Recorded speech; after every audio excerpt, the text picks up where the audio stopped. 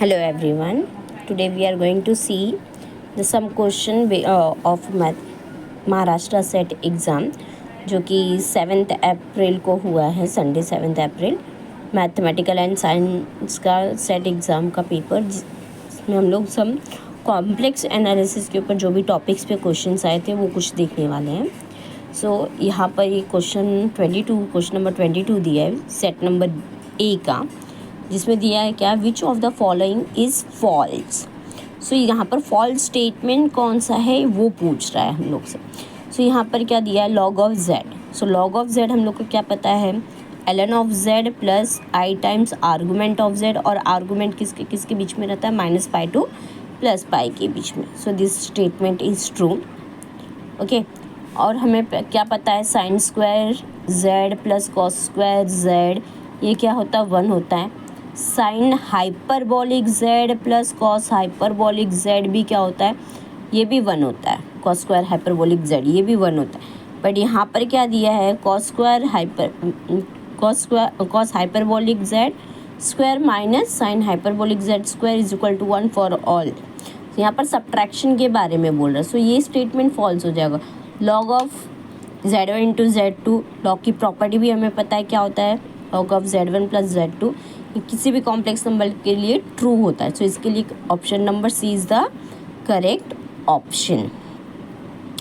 Now if you look at the question number 23, so यहाँ पर क्या दिया है कि z⁻10 is equal to 1, but z क्या है, not equal to 1। Which of the following statement is false. So यहाँ पर भी फॉल्स स्टेटमेंट के बारे में पूछा जा रहा है। तो z⁻10 इज़ 1 मतलब ये क्या पूछ रहा है, 10th रूट ऑफ यूनिटी के बारे में बात कर रहा है। सो 10th रूट ऑफ यूनिटी के बारे में हम लोग को क्या पता है कि sum of all the root क्या होता है, 0 होता है, and product of all the root क्या होता है, 1 होता है। ठीक है।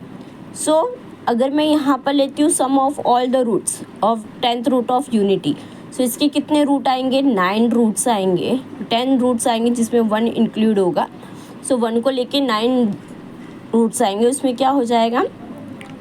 सो ऑप्शन नंबर ए तो करेक्ट होगा, क्योंकि यहाँ पर क्या बोला है, सम बोला है। तो sum z plus z square plus z⁻9 is equal to, ये क्या हो गया, 0।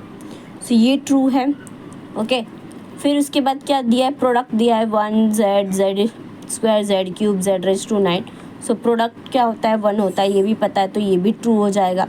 Now if you take the product का स्क्वायर, तो प्रोडक्ट का स्क्वायर लेंगे तो हम लोग को क्या होगा, 1 का स्क्वायर 1, z का square z square, z square का स्क्वायर लेंगे तो z⁻4, z क्यूब का स्क्वायर लेंगे तो z⁻6, and so on, z⁻9 का लेंगे तो z⁻18 हो जाएगा, और 1 का स्क्वायर 1। तो ये भी इससे डायरेक्टली इम्प्लाई होता है। बट यहाँ पर हम लोग को क्या बोला है कि जो भी nth रूट ऑफ यूनिटी है उसके स्क्वायर का सम 0 दे रहा है। सो ये तो पॉसिबल ही नहीं है। सो इसके लिए B option is the correct answer for this question. Okay, इसके अलावा भी इंटीग्रेशन पे बहुत ही सिंपल क्वेश्चंस दिए थे उन्होंने।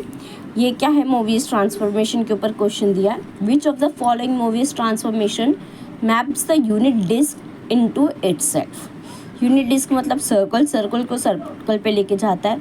सो क्या कर सकते हैं हम लोग, सर्कल मतलब 1। सो इसका directly z is equal to 1 value डाल के आप चेक कर सकते हो कौन सा 1 डालने पे सर्कल के ऊपर ही लेके जा रहा है। ओके, सो यहाँ पर अगर मैं 1 डालती हूँ तो यहाँ पर अगर 1 डालेंगे सो z(1) मतलब क्या हो जाएगा, यहाँ पर 2 - i अपॉन 2 + i। सो ये 1 पे नहीं जाता है। सिमिलरली यहाँ पर भी 1 पे नहीं जा रहा है, यहाँ पर भी 1 पे नहीं जा रहा है। यहाँ पर डायरेक्टली डालने पे ये 1 दे रहा है आपको। Okay, so unit disc to unit disc जाएगा। This option is the correct one.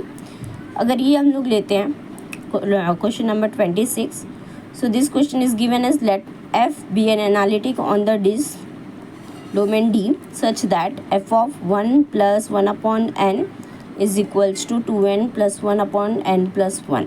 Okay, so ये बेस्ड किसके ऊपर है, इसमें हम लोग को क्या चेक करना पड़ेगा कि 1 + 1 अपॉन n इसका लिमिट कहाँ पर जा रहा है। ओके, इसका लिमिट पॉइंट डोमेन के अंदर है कि नहीं। अगर डोमेन के अंदर है so it gives you a identity function. So अगर इसका लिमिट लेते तो लिमिट क्या आ रहा है 1, जो कि किस में बिलोंग कर रहा है, अपने डोमेन डी में बिलोंग कर रहा है। ओके, सो डायरेक्टली हम क्या करेंगे 1 + 1/n is equal to z substitute कर दो। Okay, to find out the function. So यहाँ से 1/n की वैल्यू क्या आ जाएगी, 1/n is nothing but z - 1, और आपके फंक्शन में क्या दिया है 2n + 1/n+1। अगर मैं इसको n से डिवाइड कर दूँ तो ये क्या हो जाएगा 2/1 + 1/n 1 + 1/n। सो 1/n की वैल्यू क्या है z - 1। सो ये क्या होगा 2 + z - 1 1 + z - 1 1 - 1 कैंसिल, ये क्या हो जाएगा 1 + z/z। So that's why answer option number C is the correct option. Thank you everyone.